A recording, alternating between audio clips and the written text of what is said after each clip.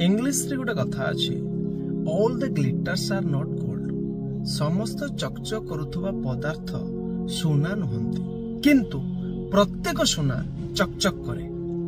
सेमिति आम संसार रे जो बाहर को देखा जाउछुबा जो चकचक मनीष माने अछंती, से माने जे भीतर सुंदर अछंती सेटा आमे केबे भाबी परिबा नै। हां, हुए तो भी भीतर सुंदर थाई पारंती, किंतु आमे जते बेले पूर्वपुरुष को देखो जो माने गरीब अवस्था रे थिले, से मानक पाखरे भलो पोशाक टे नथिला, से मानक पाखरे मलिन चेहरा थिला, माने कला चेहरा थिला, किंतु तांकर काम तांकर हृदयर जो भावना सेटा थिला महान, सेटा थिला चकचक करुथुला।